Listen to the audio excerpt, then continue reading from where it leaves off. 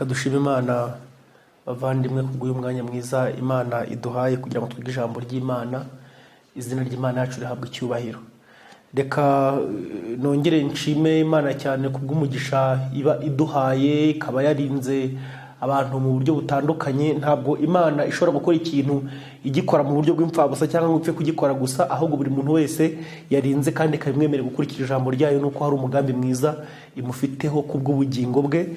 Izina ry'Imana yacu rihimbazwe, kandi ndifuriza na buri muntu wese ko yakoresha ayo mahirwe agize kugira ngo yumve ijambo ry'Imana, akayakoresha ahitamo guherera mu ruhande rw'Imana, kuko ntabwo buri gihe amahirwe umuntu yahorana.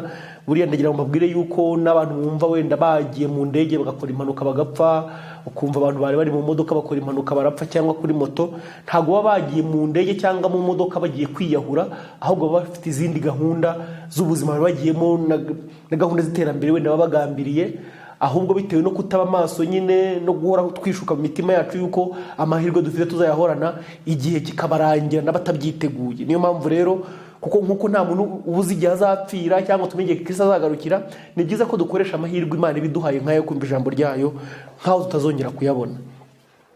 Muri uyu mwanya tugiye gukomeza mu byigisho tumaze iminsi vuba aha ngaha dutangiye ibyigisho bitugaragariza iby'ibimenyetso by'ibihe, cyangwa se ibimenyetso bitugaragariza rwose ko Kristo agiye kugaruka vuba cyane, biri ku ijambo ngo ndetse ageze ku rugi, ko nta kindi kintu kigomba gukurikiraho. Mbere y'uko rero dukomeza, reka twicishe bugufi mu mitima maze dusenge Imana. Turagushimira Imana yacu, izina ryawe rihabwe icyubahiro. N'ubu uduhaye umugisha wo kugira ngo twumve ijwi ryawe rivugana n'imitima yacu binyuze mu byanditswe byera. Ndagusabye cyane kugira ngo uduhe umugisha wawe, uduhe umwuka wawe wera kugira ngo wemeze imitima yacu kandi utwishe nk'uko bidusezeraniye. Turakwinginze kugira ngo uvaneho kwinangira kw'imitima y'abantu bagenda banagiriza, ahubwo buri muntu wese umushobozi gufatira icyemezo ubugingo bwe hakiri kare, ndetse udushoboze kugushaka bigishoboka ko tukubona, none tukugireho umugisha kubwira ijambo. Tubisabye Imana Data mu izina rya Yesu, amen. Ubushize twiganye kimwe mu bimenyetso bikomeye cyane kandi wenda abantu bajya bakunda kuvugaho mu buryo butandukanye, ikimenyetso cyanditse muri Matayo igice cya 24 ku murongo wa 14, hari amagambo avuga ngo kandi ubutumwa bwiza bw'ubwami buzigishwa mu isi yose, ngo bube ubuhamya bwo guhamiriza amahanga yose, nibwo imperuka izahera ko ize. Aya magambo twayakozeho nyine icyigisho, abagikurikiye murabyibuka, n'abataragikurikiye bashobora kongera bakakireba n'ubundi kuri YouTube channel yacu. Ndagira ngo muzirikane amagambo twabonye mu nteruro Yesu yavuze zisobanutse nubwo abantu wenda bo bazibeshyaho mu bundi buryo bwabo. Yesu yavuze ko ubu butumwa bwo guhamiriza amahanga yose ni ubutumwa nyine bwo guhamiriza amahanga, bimeze nk'aho arimo gutanga umugabo kugira ngo Imana ibahamirize ko nta kitabakoreye.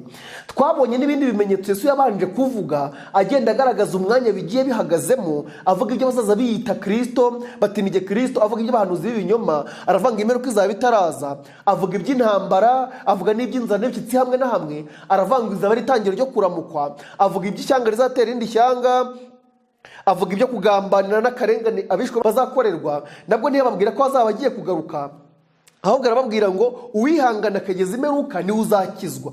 Ariko ugeze ku ijambo rivuga ngo ubu butumwa bwiza bw'ubwami buzigishwa mu isi yose, ngo ubuhamya bwo guhamiriza amahanga yose, nibwo imperuka izahera kwize. Murumva ko Yesu avuga ngo ubu butumwa bwiza bw'ubwami buzigishwa mu isi yose, ngo ubuhamya bwo guhamiriza amahanga yose, ngo nibwo imperuka izahera kwize, nta kindi kizakurikiraho.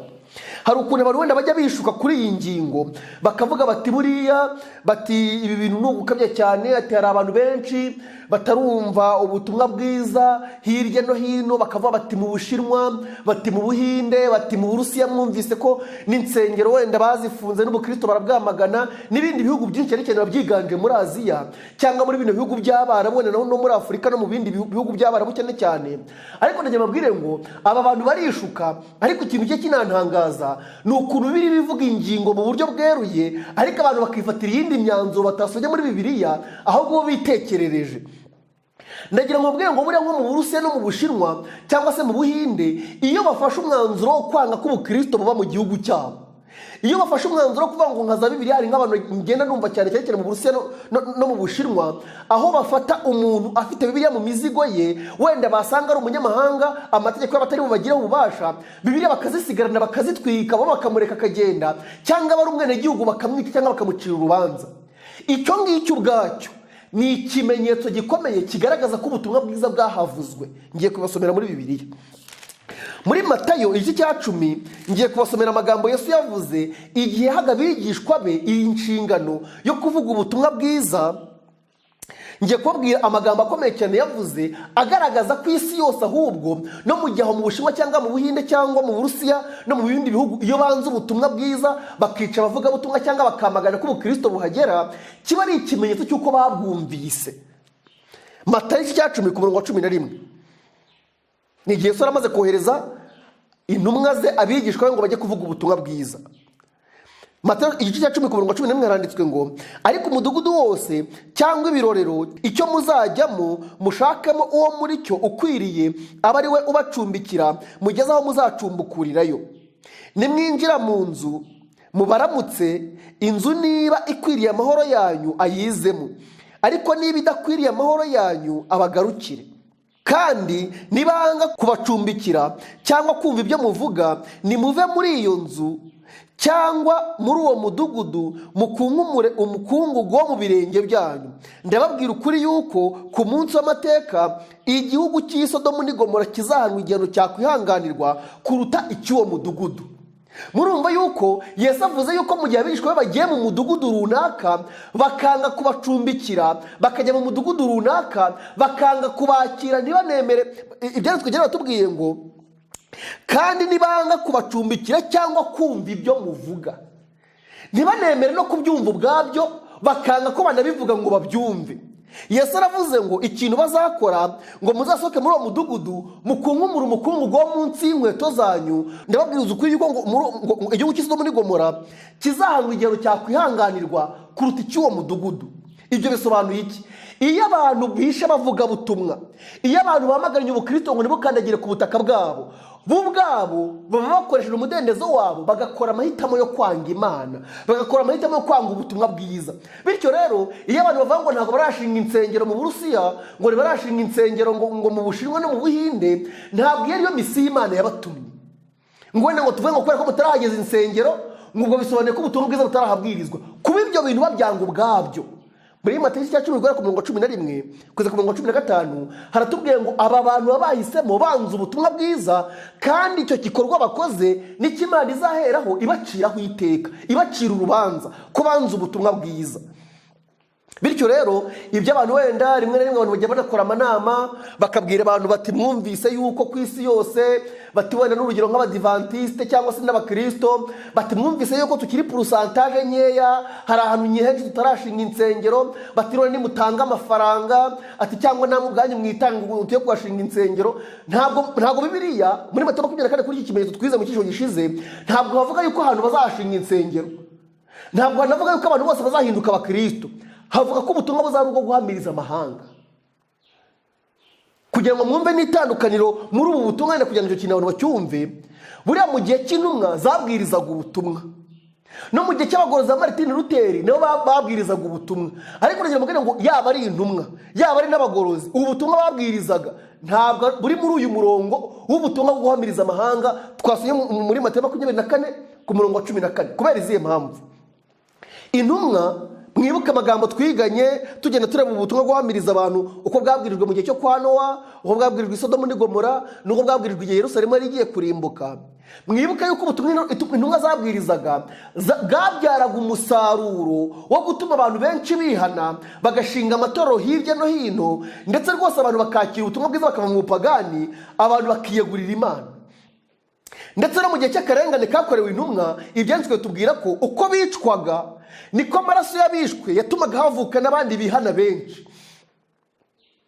no mu gihe cya Martin Luther babwirije ubutumwa bazana ivugurura n'ubugorozi bwa giprotestani, bituma ukuri Kiliziya Gatolika yari yarapfukiranye, uburyo Bibiliya zari zibujijwe gusomwa, uburyo imihango n'imigenzo yabaye myinshi. Amatorero ya giprotestani arabivugurura, bashinga ukuri mu isi bundi bushyashya kugira ngo bamurikire abantu, ndetse n'abicwaga nabo urupfu rwabo rwatumaga n'abandi benshi bihana.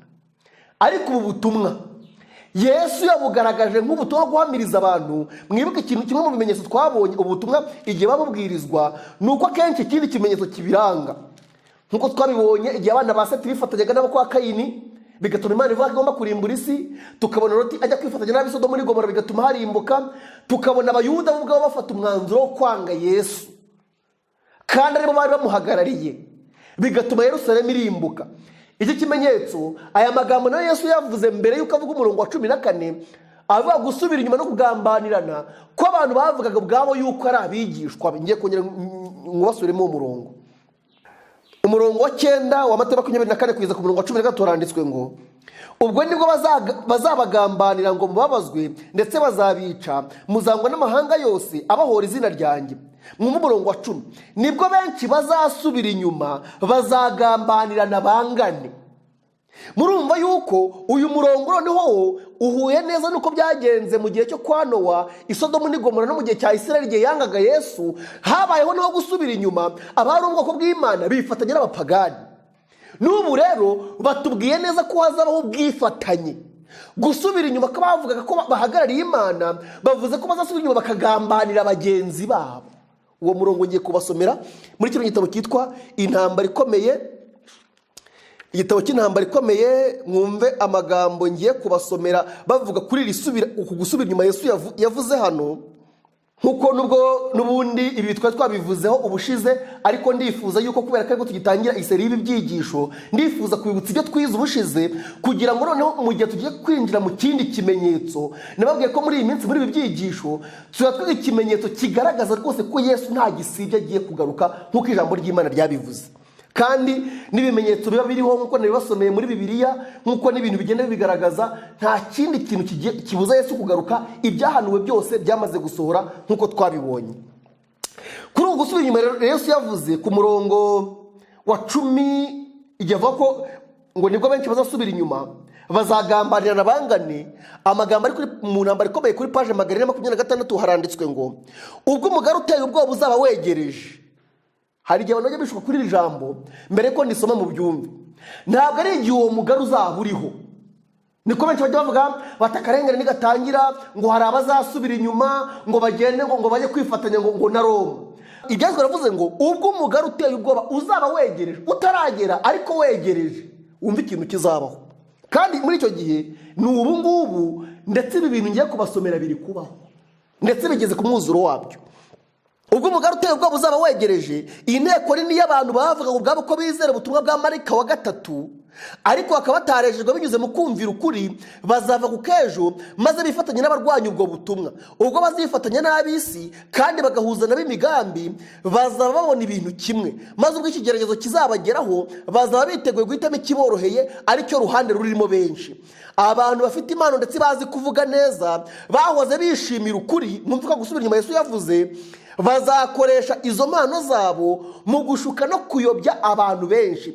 Bazahinduka abanzi bakomeye babo bizeraga kimwe. Ubwo abakomeza isabato bazajyanwa mu nkiko gusobanura kwizera kwabo, abo bahakanyi bavuye mu itorero nibo bazaba ari inkoramutima za Satani, zizabarega kandi zikabashinja zikoresheje amagambo y'ibinyoma no kubashyashyariza kugira ngo babateze abayobozi.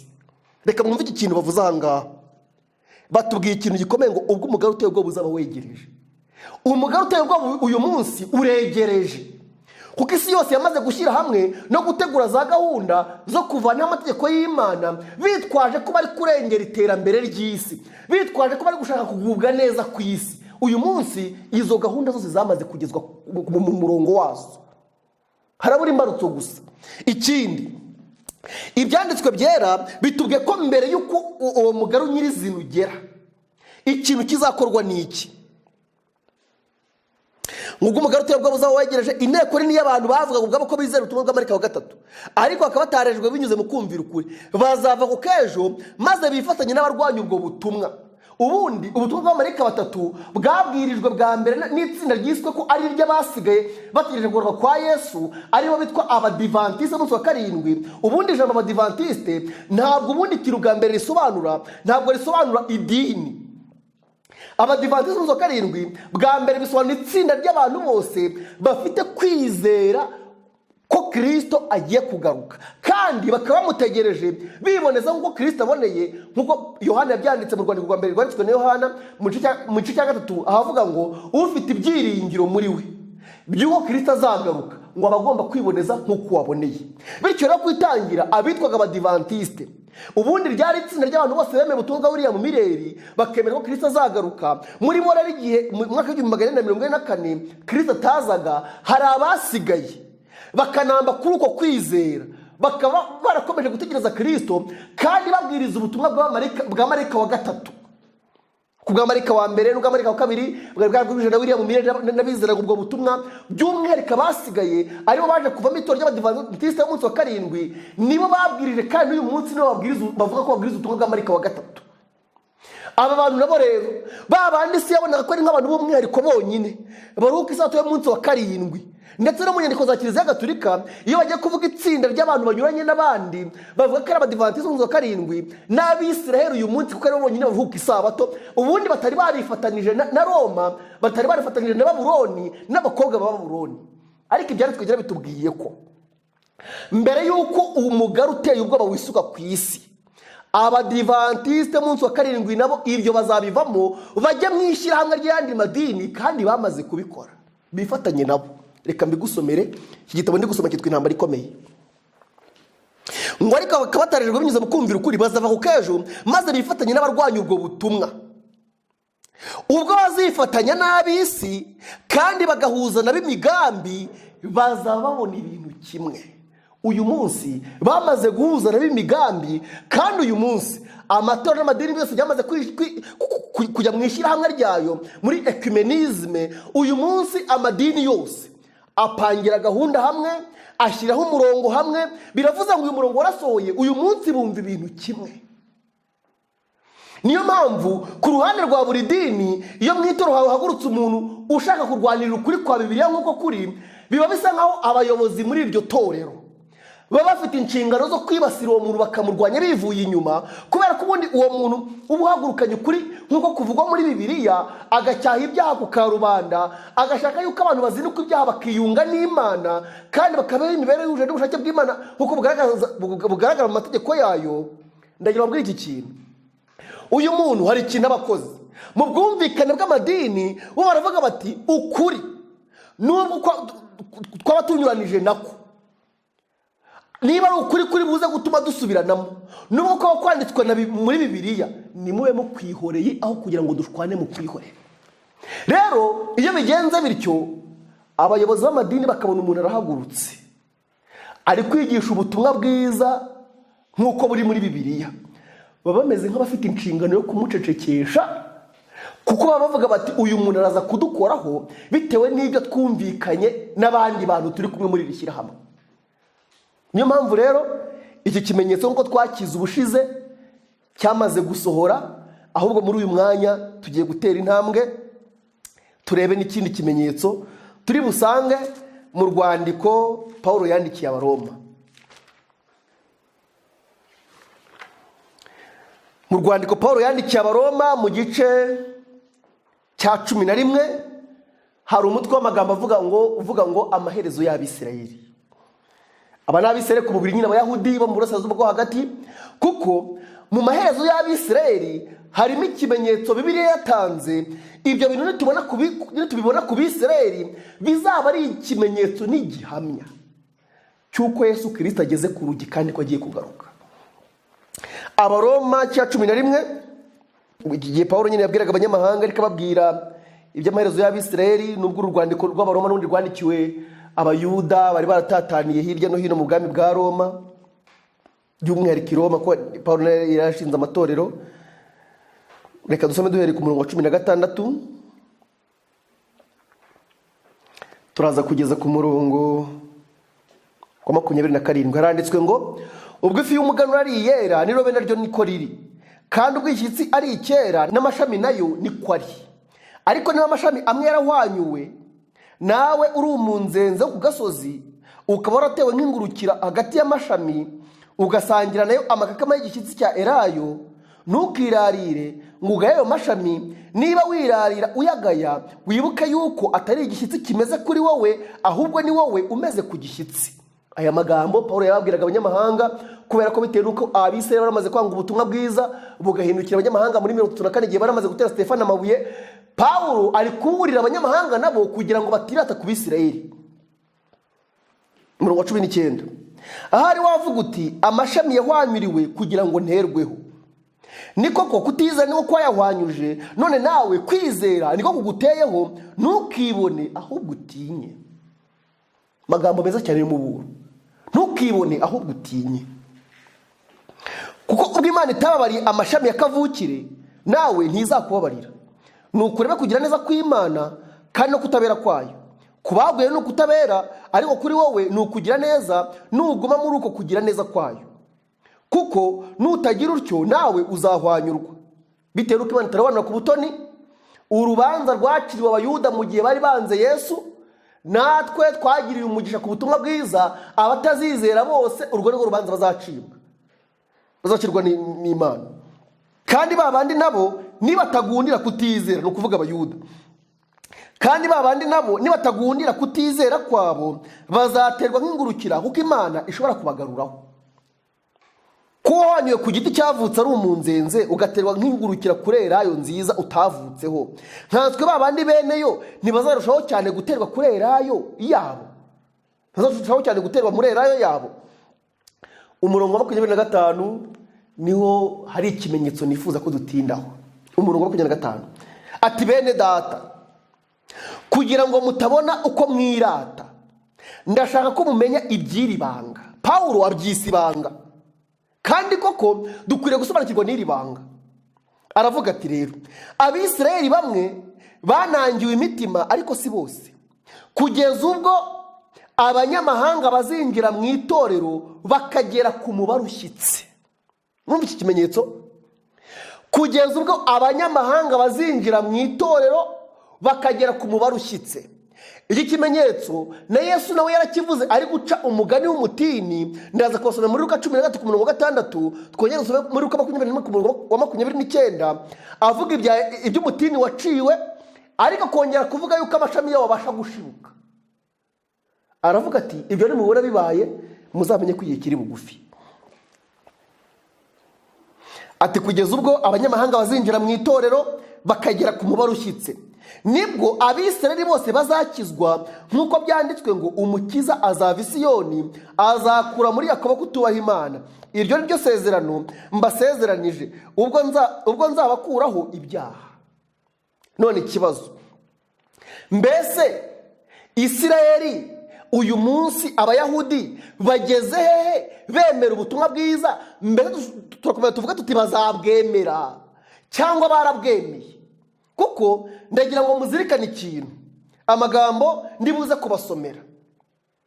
N'ubundi uyu murongo aho Abayahudi bazizera ubutumwa bwiza, hari igihe abantu bajya bavuga ngo ni Abayahudi bose, wenda ngo nk'ishyanga bazaba bari ku isi hose, kuko nako dusomye. Ariko ndaza kubasomera amagambo ubu Yesu yavuze kuri ubuhanuzi. Yavuze ko hari igice gito cy'abasigaye bazarokoka, abazemera ubutumwa bwiza, kubera ko Imana ntabwo irobanura ku butoni, kandi ntabwo Imana ishobora kujyana umuntu mu ijuru ihereye ku nkomoko ye gusa.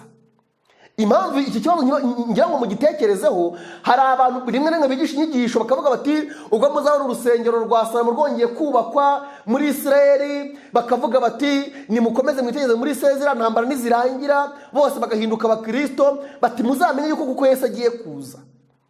Nababwiye ikintu, Satani ni umuriganya mubi. Yariganije Adamu na Eva, bo bari bategereje ngo hazaza marayika ngo ikiremwa cyaguye kivanywe mu ijuru ngo kize kibashuke. Satani abumuriganya aza mu ishusho y'inzoka, bitewe ko batabaye maso baratsindwa. Abayahudi bari bategereje Mesiya uzaza ari igikomangoma ngo akaza akabatsindira Abaroma, akimika ingoma izakwira isi yose, ku buryo nabo bazaba ari ibikomangoma nyine, bitewe ko bakundaga icyubahiro cya hano ku isi. ariko Yesu azacishije bugufi, ari umuntu wiyoroheje cyane kugira ngo n'aboroheje abashyikire. Abayuda baramwanga. Mwitonde rero uburyo dusobanura ibimenyetso bya gihanuzi. Tujye tuvuga ibimenyetso bya gihanuzi nk'uko Bibiliya ibivuga. Reka mwumve aya magambo uburyo Yesu nawe yongeye kuyagarukaho muri Luka 13:6 ahanditswe ngo umugani w'umutini warumbye. Mwumve uyu mugani ni uw'umutini warumbye. Luka 13:6 kugeza ku murongo wa 9 haranditswe ngo kandi abaciriye umugani ati hariho umuntu wateye umutini mu ruzabibu rwe, bukeye araza ushakaho imbuto arazibura. Mwibuka neza yuko uyu mugani Yesu yawuciraga Abayuda, aho iri shyanga ry'Abayuda ariryo ryagiranwaga n'iki giti cy'umutini cyarumbye. Abwira umuhinzi ati dore none uyu mwaka ni uwa gatatu nza gushaka imbuto kuri uyu mutini sinzibone. Uwuce urakomereza kunyunyuriza iki ubutaka? Nawe aramusubiza ati databuja, ureke uyu mwaka nawo nkuhingire nkufumbire, ahari hanyuma wakwera imbuto, icyakora n'utera uzawuce. Kandi uyu mutini ibyanditswe byatubwiye ko ari umutini warumbye, n'undi mwaka wiyongereyeho uyu mutini ntiwakwera imbuto uracibwa. Igihe ibyumweru 70 by'Abisirayeli byashiragamo muri 34 banga ubutumwa bwiza bujya mu banyamahanga, muri 70 bararimbuka. Mwumve ikindi kintu Yesu yavuze, buri imigani Yesu yacaga igihe cyose bagavuze ingingo imwe yabaga ifitanye isano. Niyo mpamvu buri gihe nko muri Matayo 20:21-22 ahantu hose muzabona imigani Yesu yaciye ashingiye ku bukwe. Iyi migani yabaga ifitanye isano, wenda nabyo tuzabigarukaho. Tugiye gusoma amagambo ari muri Luka igice cya 21 ku murongo wa 29.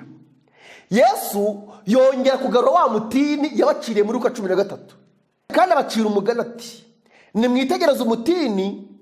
Ubwo hano ku murongo wa 20 n'utwabaga mvuga kurimbuka kwa Yerusalemu, bivuze ngo ari kuvuga kuri kurimbuka kwa Yerusalemu nka wa mutini warumbye ugacibwa. Ko ari kuvuga kurimbuka kwa Yerusalemu. Ariko ugeze ku murongo wa 29 aravuga ngo kandi abacira umugani ati nimwitegereze umutini n'ibindi biti byose. Ubwo niba umutini wagereranije Abisirayeli n'ibindi biti byose, ubwo n'abanyamahanga noneho bakubiye hamwe. Kandi abacira undi mugani ati nimwitegereze umutini n'ibindi biti byose. Iyo bimaze gutoha murabireba mukamenya ubwanyu ko igihe cy'impeshyi kiri bugufi. Nuko namwe nimubona ibyo bibaye muzamenye ko ubwami bw'Imana buri hafi. N'ubundi nkuko Paulo yabivuze, uyu mutini ugomba kongera ugatoha. Paulo yabitanzemo isezerano yuko Abisirayeli atari bose baciwe, ndetse ko Imana izongera ikabagaruraho nabikongera ikabasubiza kurerayo. Paulo yavuze ngo yabo. Ibi bintu byarabaye, bizaba, biri kuba, bimeze biti. Ndagira ngo mutege amatwi, ngiye kubasomera amateka y'ibintu byabaye birebana n'ivugabutumwa ryagiye rikorwa mu Bayuda hirya no hino bari baratataniye. Ndagira ngo mwumve, mutege amatwi neza iki kintu kugira ngo mucyumve.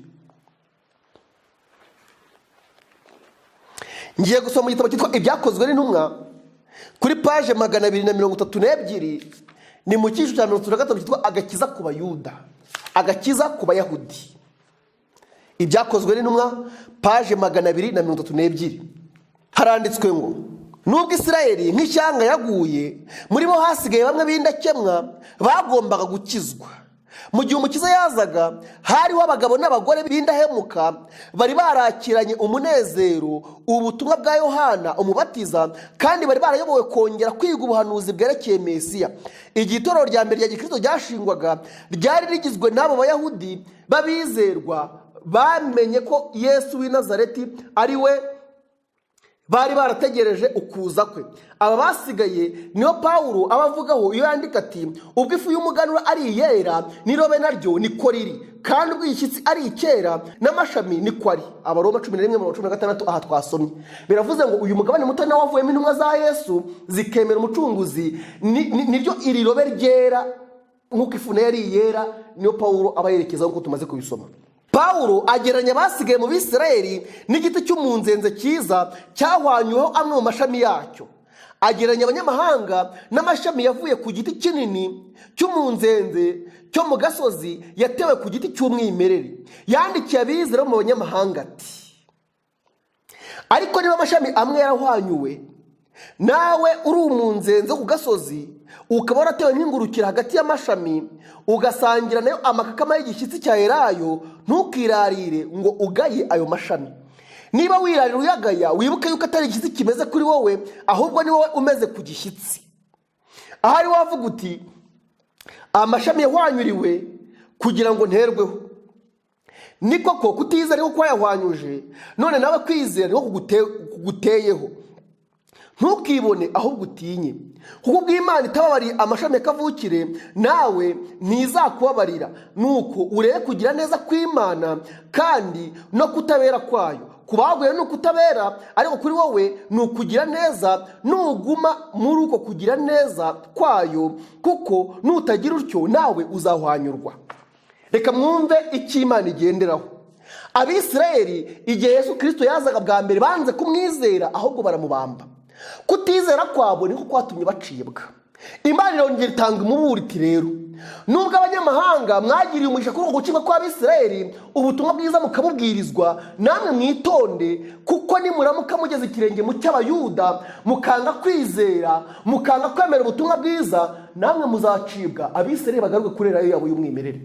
Kandi bamwibuka icyisho twize cy'ikimenyetso cyo muri Matayo 24:14, ibi bintu abanyamahanga bamaze kubikora. Nongera mbongereho uyu murongo turaza kuwureba hasi. Iyo bavuze ngo umubare w'abanyamahanga ushyitse numara kwinjira mu itorero, mwibuke yuko mu buryo bwa gihanuzi umubare 7 niwo werekana ikintu gishyitse. Kandi mubyibuka neza, nyuma y'imyaka 2300 ya gihanuzi yanditse muri Daniel 8 na Daniel 9, muri iyo myaka 2300 Abisirayeli bari barahawemo imyaka 490, ibyumweru 70. Indi myaka 1810 yari isigaye ihabwa abanyamahanga.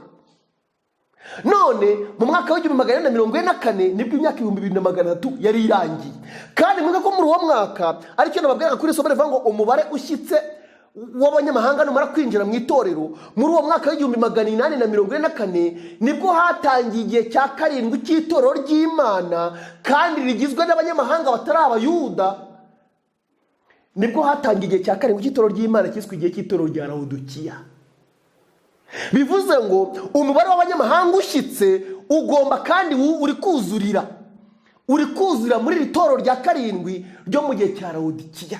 Kandi nk'uko twabyiganye, ibintu iri torero rya 7 ryo mu gihe cya Laodikiya riri gukora ikintu Abisirayeli bakoze bajya gucibwa cyo kwanga ubutumwa bwiza.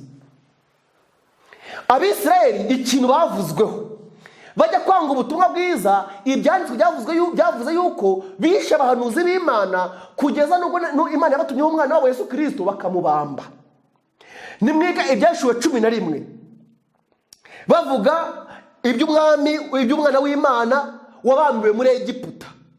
Nimuramuka mwiza icyo gice, batangamo ubusobanuro kuri iryo somo rivuga ngo igihe habagaho akarengane Kiliziya Gatolika irenganya abantu, igihe mu Bufaransa barenganyaga ubwoko bw'Imana bakabwica, baranditse ngo bari bageze ikirenge mu cy'Abayahudi cyo kubamba Yesu binyuze mu kurwanya intumwa ze. Mbese uyu munsi Isirayeli ya none yaba yaramaze kugeza ku rwego rwo kurwanya intumwa ziyitumweho? Hari ikintu cyantangaje ku isi yose, ikintu cyantangaje, Abadivantisi b'umunsi wa 7 bifata kimwe. Ejo bundi hari igitabo mperutse gusoma, hirya no hino ku isi, uhereye muri Amerika, imyanzuro yarafashwe. Icyo gitabo mperuka gusoma cyagaragazaga guhera mu mwaka w'1948, nubwo n'ubundi ibyo byatangiye mu mwaka w'1948 igihe Jones na Wagner bari batumwe n'Imana kugira ngo bajye gutanga ubutumwa bwo gutsindira n'ubwo kwizera, ariko umutima w'ubutumwa bwa Marika wa 3. Ariko murabyibuka barabwanze, nubwo atari bose rwose. Wa mugani wa Paulo, hari abarokotse bake babwemeye.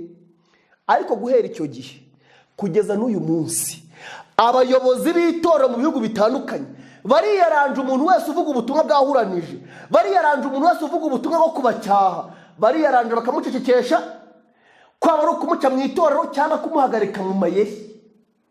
ibi bintu uyu munsi turi kubikora, kandi turi kugera ikirenge cyo mu kutizera kw'Abisirayeli.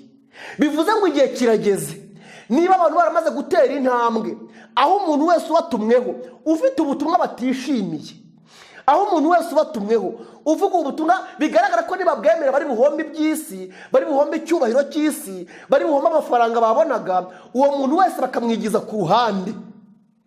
Uyu munsi tumaze kugera ku ntambwe rwose y'iki kimenyetso yuko kutizera kw'Abayuda kuba bateye guhwanyurwaho kurerayo.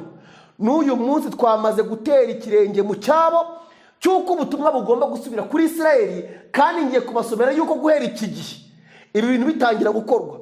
Ngiye kubaha ingero z'uburyo Abayahudi bari kugenda kandi bagiye bizera Yesu Kristo ko ari Mesiya, intambwe ku ntambwe. Biraza kubatangaza ibintu ndi bubasomere uburyo byatangiye kera, noneho wibaze ngo ubu ngubu Abayahudi bamaze kuba bangahe, bamaze kugeza ku ruhe rwego bizera Yesu Kristo babambye ko ari we Mesiya. Kuko ikimenyetso kindi mbahaye ni uko natwe uyu munsi twamaze kugera ikirenge mu kutizera kw'Abayuda. Bivuze ngo natwe kwa gucibwa kwabo kugomba kudusohoreraho. Uretse bake gusa bazarokoka bitewe n'uko bagundiriye kwizera kw'Imana kuzima.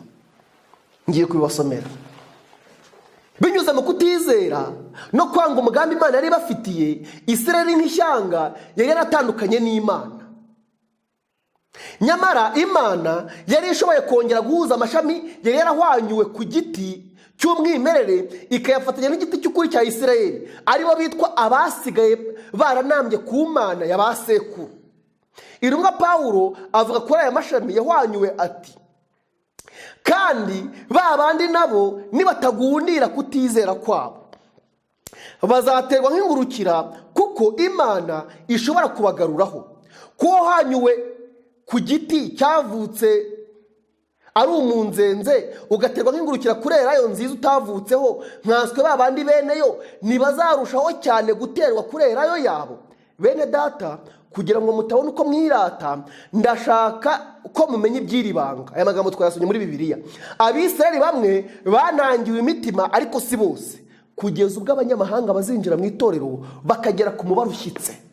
Uyu mubare ushyitse, abamenyere kwiga ubuhanuzi bwa Bibiliya murabizi, umubare ushyitse muri Bibiliya bavuga ni 7. Kandi n'ubundi itorero rya Gikristo ryabwirijwe ubutumwa bwiza n'intumwa za Yesu, ariko ryinjiwemo n'abanyamahanga. Uyu munsi turiho mu gihe cya 7 cy'itorero ry'Imana. Bivuze ngo uwo mubare w'abanyamahanga ushyitse twamaze kuwugeraho, kuko ni igihe cya 7 cy'itorero ry'Imana. Kandi iryo torero ntabwo rigizwe n'Abayahudi babandi banze umukiza, rigizwe n'abanyamahanga bemeye ubutumwa bwiza, aribo twebwe. Twamaze kugeraho rero igihe cya 7 cy'igihe umubare ushyitse w'abanyamahanga uri kwinjira mu itorero, kandi biri kugera ku musozo. Niyo mpamvu nyambararika kugira ngo niba ufite gahunda yo kwiyegurira Imana ubikore hakiri kare, kandi ntutindiganye, nta gihe tugifite. Reka wumvire ijambo rero. Paje 434 igitabo cy'Ibyakozwe n'Intumwa. Igihe Yerusalemu yasenywaga n'urusengero rugahindurwa amatongo, Abayahudi benshi barajyanywe bajya gukora nk'abacakara mu bihugu by'abapagani. Bari baratatanirijwe mu mahanga nk'ibintu bidafite agaciro, byatawe iruhande rw'ubutayu. Mu myaka 1800 Abayahudi bajarajaye bava ahantu hamwe bajya ahandi mu isi yose, kandi nta na hamwe bahawe amahirwe yo kongera gusubirana icyubahiro bahoranye nk'ishyanga. Bakirwe ku mubyimba, baranzwe kandi baratotezwa, kandi uko ikinyejana cyashiraga ikindi kikaza, umurage wabo wagiye ubu mubabaro. None ubu ngubu bwo byaranabaye nyuma y'intambara kabiri y'isi yose, barongera baremera igihugu cyabo cyihariye muri Isirayeli y'uyu munsi, kuko maze kubisoma. Nubwo Abayahudi nk'ishyanga bavumwe igihe bangaga Yesu w'i Nazareti, mu bihe byose hari abagabo n'abagore b'Abayahudi b'indahemuka babayeho bubaha Imana, kandi banyuze mu bihe biruhije batuje. Imana yahumurije imitima yabo mu mibabaro, kandi yabarebanye impuhwe mu bihe by'akaga bari barimo. Imana yumvise amasengesho y'umubabaro yabayishakanaga umutima wabo wose, kugira ngo basobanukirwe ijambo ryayo. Bamwe bigishijwe kubona ko umunyanazareti ucishije bugufi abakurambere babo banze kandi bakabamba ari we Mesiya nyakuri wa Isirayeli. Bamwe bigishijwe yuko Yesu Kristo w'i Nazareti abakurambere babo banze ari we Mesiya nyakuri wa Isirayeli, kandi babyigishijwe barabyemera.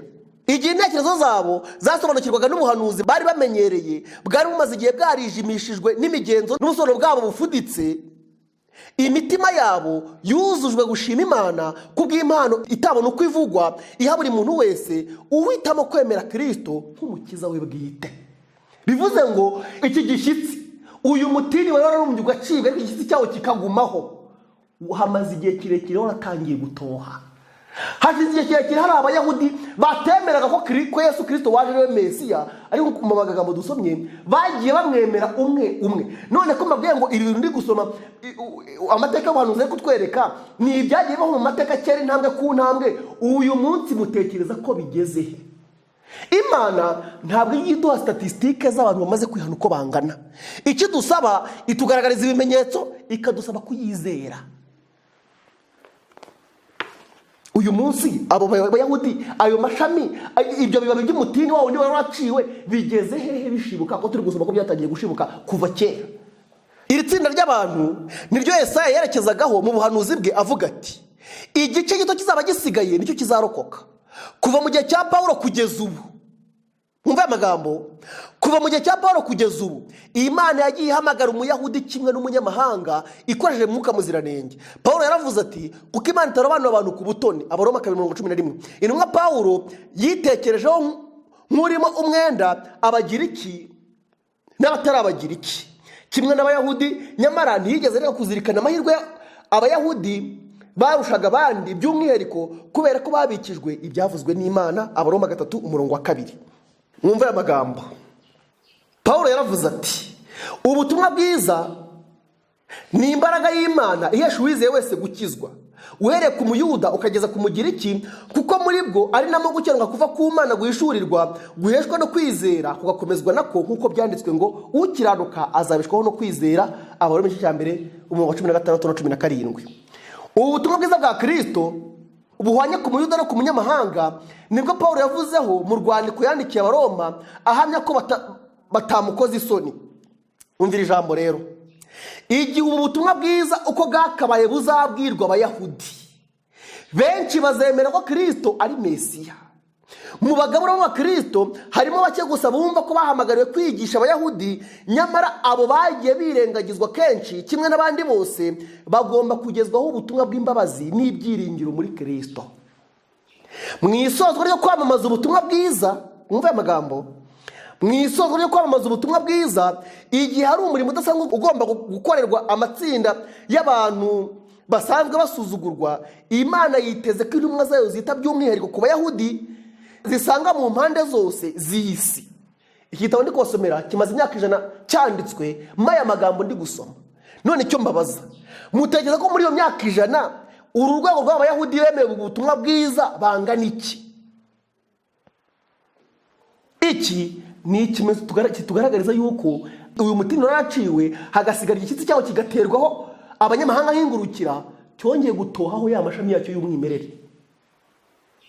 Cyongeye gutangira gutoha ya mashami yacyo y'umwimerere, amwe ahubwo yamaze kujya nko twabibonye, kuko batuvuga ngo mu bihe bya Paulo Imana yagiye ihamagara Umuyuda umwe kimwe n'umunyamahanga.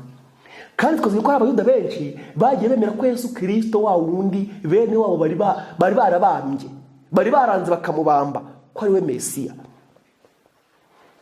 Ndagira ngo mbabwire yuko ibi bintu turi ku musozo w'amateka y'isi. Ibimenyetso byose biri muri Bibiliya biratugaragariza ko Kristo ari hafi kugaruka. Nyamuneka ntukerense, ndagira ngo ukoreshe amahirwe Imana iri kuguha vuba cyane, kuko nta gihe tugisigaranye. Aya magambo ari kuvuga ngo mu Bayahudi hariho bamwe nka Sawuli w'i Taruso bakomeye mu byanditswe, kandi aba nibo bazamamazanya imbaraga ikomeye ku itegeko ry'Imana ridahinduka. Imana ya Isirayeli izatuma ibi bibaho mu bihe byacu. Imana ya Isirayeli, niko nsomye kuri paji 295 igitabo cy'ibyakozwe n'intumwa. Imana ya Isirayeli baranditse ngo ibi izatuma bibaho mu bihe byacu. Ukuboko kwayo ntikwaheze ngo inanirwe gukiza, uko abagaragu bayo bakora mu kwizera bakita kuri abo birengagijwe kandi basuzuguwe igihe kirekire, agakiza kayo kazahishurwa. Nababwiye ikintu, iki gitabo mbasomeyemo aya magambo cyanditswe mu mwaka w'igihumbi 911. Murumva hashize imyaka irenga 100 aya magambo avuzwe. Mutekereza ko muri iyo myaka irenga 100 ibi bintu bigeze ku ruhe rwe? Kuko niwibwire ko kuba ari buki byumva nonaha, ndetse harimo bimwe banavuga yuko bizabaho nk'ababivuga mu nzagihe, nimutekereze ko iyo myaka 100 Imana yakomeje kwicara gusa idafite ibyiri gukora. Ni nk'abantu bakomeza gusoma buri gihe ibimenyetso bya gihanuzi byanditse muri Bibiliya, kuko ibyo bimenyetso bya gihanuzi byanditse muri Bibiliya byavuzwe bitari byaba ari ubuhanuzi, hakaza yakozwe imvugo y'inzagihe. N'abakristo benshi uyu munsi iyo bari kwiga ibimenyetso bya gihanuzi byo muri Bibiliya bakomeza kubisoma mu nzagihe ngo nk'ababitegereje, kandi hashize imyaka amagana, ibihumbi ibyo bintu bivuzwe, aho kugira ngo bige muri Bibiliya neza bagende bari bagusura ko ibyo bimenyetso bya gihanuzi intambwe ku ntambwe. Ngiye kubaha urugero rumwe rw'umuyahudi wavuzwe hano muri kino gitabo cy'intambara ikomeye mu cyigisho cyitwa ikanguka rikomeye mu by'idini. Ni amagambo make ndi busomemo y'amateka y'ibyabaye kugira ngo mwumve urwego abayahudi intambwe bagiye batera kandi uyu munsi bari gutera mu kwemera Mesiya. Kubyanditswe byera byatubwiye ngo umubare w'abanyamahanga numara kwinjira mu itorero, umubare ushyitse numara kwinjira mu itorero w'abanyamahanga, Isirayeli izongerwa gukorera yo y'umwimerere. Kandi Paulo tugaragaje yuko iki kizaba ari ikimenyetso cy'uko Yesu Kristo agiye kuza. Kuko ntabwo ubutumwa bwiza buzava mu banyamahanga ujye mu Bisirayeli ngo uzongere uve mu Bisirayeli ugaruke mu banyamahanga. Iki kintu tugomba kucyitaho. Nababwiye ikintu gikomeye cyane, n'ubundi no mu kino gitabo cy'intambara ikomeye bongera kuduha urugero. Kuri page 258 haranditswe ngo mu mwaka w'1421 nyuma y'imyaka 3 Mireri amaze kugera ku busobanuro bwe bw'ubuhanuzi bwerekezaga ku gihe cy'urubanza, uwitwa Dr. Joseph Wolf wari umubwiriza butumwa ku isi yose yatangiye kwamamaza ibyo kugaruka k'umukiza kwegereje. Wolf yavukiye mu Budage, abyarwa n'ababyeyi b'Abayahudi. Se umubyara yari umwigisha w'idini by'Abayuda. Ubwo yari akiri muto yaje kwemera ukuri kw'idini ya Gikristo. Yari umunyabwenge kandi yahoranaga inyota yo kumenya. Yari agiye atega amatwi ibiganiro byaberaga iwabo mu rugo rwa se abishishikariye, aho buri munsi Abayahudi bakunda idini yabo bateranaga kugira ngo bibukiranye ibyiringiro n'iby'ubwoko bwabo bwari butegereje, ari byo ikuzo rya Mesiya wagombaga kuza ndetse n'ibyo kubaturwa kwa Isirayeli. Umunsi umwe ubwo yumvaga bavuga ibya Yesu w'i Nazareti, uwo muhungu yabajije uwo muntu uwo ari we. Baramusubije bati ni Umuyahudi wari ufite impano zitangaje, ariko ko yitaga Mesiya byatumye urukiko rw'Abayahudi rumucira urubanza rwo gupfa. Uwo mwana yakomeje kubabaza ati kuki Yerusalemu yasenywe kandi ni ukubera iki turi mu bubata? Se yaramusubije ati yewe erega nuko Abayahudi bishe abahanuzi. Uwo mwanya wa mwana yahise agira iki gitekerezo: bishoboka ko Yesu nawe yari umuhanuzi kandi Abayahudi bamwishe nyamara ari umuziranenge. Icyo gitekerezo cyakomeje kumuremerera ku buryo nubwo yari abujijwe kwinjira mu rusengero rw'Abakristo, inshuro nyinshi yajyaga akebereza hanze y'urusengero kugira ngo yumve ikibwirizwa. Ubwo yari afite imyaka 7 y'ubukuru gusa, yaratiye umuturanyi wabo w'Umukristo wari umusaza iby'insinzi ya Isirayeli izabaho igihe Mesiya azaba agarutse. Uwo musaza yamubwiranye umutima mwiza ati mwana wanjye, ngiye kukubwira Mesiya nyakuri uwo ari we, ni Yesu w'i Nazareti, uwo abakurambere bawe babambye ku musaraba nk'uko bagenje abahanuzi ba kera. Jya mu rugo maze usome igice cya 53 cya Yesaya, nibwo uzemera ko Yesu Kristo ari umwana w'Imana. Bidatinze yumva agize kwemera mu mutima we. Yaratashye maze asoma ibyanditswe, atangazwa no kubona uburyo ibyanditswe byasohoreye kuri Yesu w'i Nazareti. None se amagambo ya wa Mukristo yaba ari ay'ukuri? Yaba yari ay'ukuri?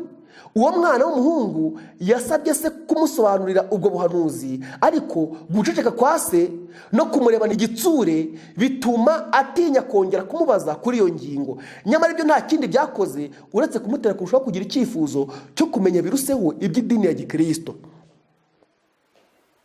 Umuryango ufite imyizerere y'Iyahudi yarererwagamo ni watumye abasha kugera ku bumenyi yashakaga. Ariko ubwo yari amaze imyaka 11 y'ubukuru, yavuye mu rugo rw'ababyeyi be ajya kuba aho atandukanye n'umuryango we kugira ngo yishakire uko yakwiga ahitamo idini y'umurimo n'umurimo bizamutunga. Muzakomeza muhasome aho yaje kuvumba kandi akemezwa mu mutima ko Yesu Kristo abakurambere b'Abayahudi babambye ariwe Mesiya w'i Nazareti, ahubwo nawe mu mwaka w'1821 afatanya na William Mireri kubwiriza ubutumwa bwiza bwo kugororwa kwa Yesu, abagaragariza yuko ariwe Mesiya nyirizina. N'uyu munsi ndongera kubaza ikindi kibazo nifuza gusorezaho. Mbese ibi bintu dusomye ko ibyanditse byadomeje yuko umubare ushyitse w'abanyamahanga, ngiye kongera mbasomere Abaroma igice cya 11 ku murongo wa 25 kugira ngo twongere dusuzumane iki kibazo. Haranditswe ngo, bene data, kugira ngo mutabona uko mwirata, ndashaka kumenya iby'iri banga. Abisirayeli bamwe banangiwe imitima, ariko si bose, kugeza ubwo abanyamahanga bazinjira mu itorero bakagera ku mubare ushyitse. Nongeye kubabwira iki kintu, abanyamahanga bazinjira mu itorero bakagera ku mubare ushyitse, icyo nicyo gihe ngira namwe dusohoyemo, kuko turi mu gihe cy'itorero rya Laodikiya. Uze kubara muri Bibiliya mu gice cya 2 n'igice cya 3, turiho mu gihe cy'itorero rya 7 cy'itorero rya Laodikiya. Kandi twamaze kubona ibimenyetso bibiri. Ikimenyetso cya mbere ni uko nabo bamaze kugera ikirenge mu cy'Abayahudi cyo kutizera, bakaba bari kurwanya ubutumwa bwiza, bari kubwanga. Bivuze ngo ni igihe cyo gusubira mu Bayahudi mu buryo bwinshi kuruta uko ibyo bintu byagiye bikorwa nk'uko namaze kubasomera ku Muyahudi umwe umwe. Ikindi cya kabiri, hari ikintu abantu bajya bishuka bavuga batariko, nubwo ibyo bintu muri kubivuga mu byesha 18 mu ijwi rirenga handitse amagambo avuga yuko n'ubundi itorero ry'Imana rizabwiriza ubutumwa bw'Amarika 3 mu ijwi rirenga, aba bantu bakagenda bavana abantu mu matorero ya Babuloni bakinjira mu itorero ry'Imana. Abantu bakagenda babwiriza ubutumwa bw'Amarika 3 mu ijwi rirenga, abantu bakava mu matorero ya Babuloni bakinjira mu itorero ry'Abadivantisi umunsi wa 7. Ariko iri somo siko rivuga. Igice 18 umurongo wa 4 haranditswe ngo, numva irindi jwi rivugira mu ijuru riti, bwoko bwanjye nimusohokemo kugira ngo mwe gufatanya n'ibyaha byawo, mwe guhabwa no ku byago byawo. Ndagira ngo mwumve iki kintu. Niba ibyanditswe byera bitubwira yuko iri jwi rigomba kuzavugira mu ijuru, biragaragara yuko ni ubutumwa Imana izaba imeze nkaho ari ubwo iri kwivuganira n'imitima y'abantu, kuko iri jwi rizavugira mu ijuru. Haranditswe ngo numva iri jwi rivugira mu ijuru riti, mu gihe ubutumwa bw'Amarika wa 3, ubw'Amarika wa 2 n'ubw'Amarika wa 1 buvuga ko bwatangajwe na marayika. Kandi nimusoma kuri page 226 mu gitabo cy'intambara ikomeye na page 227, uyu marayika uvugwa aha ni abantu babwiriza ubutumwa bwiza, ntabwo abamarayika bavuye mu ijuru, ahubwo abamarayika 3 bagereranywa bavuga ubutumwa, abantu babwiriza ubutumwa bwiza ku isi yose. Ariko mu butumwa bw'ijwi rirenga baravuga ngo numva irindi jwi rivugira mu ijuru. Aba ni abantu bazabakora n'Imana mu buryo buri direct. Aba ni abantu bazabakora n'Imana mu buryo budaciye mu zindi systeme zose. Kuko umuhanuzi Yohana yaranditse ngo numva irindi jwi rivugira mu ijuru. Ikindi cya kabiri, muri uyu murongo nta namwe avuga yuko abantu bazasohoka muri Babuloni ngo bajye gushinga irindi torero. Nta namwe avuga yuko abantu bazasohoka muri Babuloni ngo bagire irindi dini runaka binjiramo. Kandi impamvu zabyo nazigusomeye, nuko amadini yose yamaze kwiyungira hamwe, yamaze guhuza umugambi wo kurwanya Imana, yamaze guhuza umugambi wo kurwanya ubutumwa bw'Imana. None se abantu bazasohoka muri Babuloni binjire muri etoro muri rimwe muri aya ngaya, ahubwo bitewe n'ubutumwa zabatwaye, nkuko ibyanzwe bigira bitubwira, isi yose izahagurukira kubarwanyiriza icyarimwe. Kurokoka kwabo bizashingira ku butabazi Kristo azabakorera, ari uzaza batabaye gusa. None rero muvandimwe, ndaguhendahenda kugira ngo tumaze kubona yuko ibimenyetso bya genuzi byose biri kugenda bisora nko Bibiliya yabivuze, nge nawe turushaho kwitegura.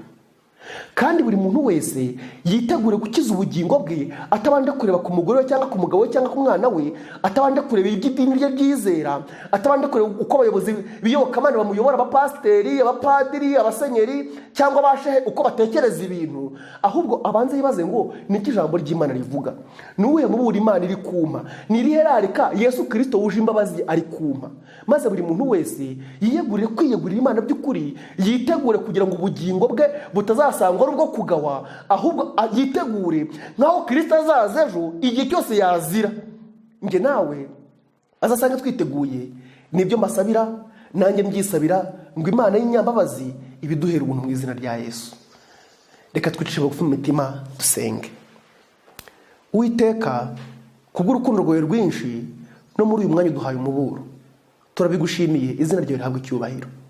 None ndakwinginze kugira ngo utere umwete imitima yacu, abumvise ijambo ryawe ribaho umugisha, kandi twese tukugireho umugisha w'igitambo cya Yesu, kubw'ubutumwa bwiza twumvishe, udufashe icyemezo cyiza. Tubisabye Imana mu izina rya Yesu, amen.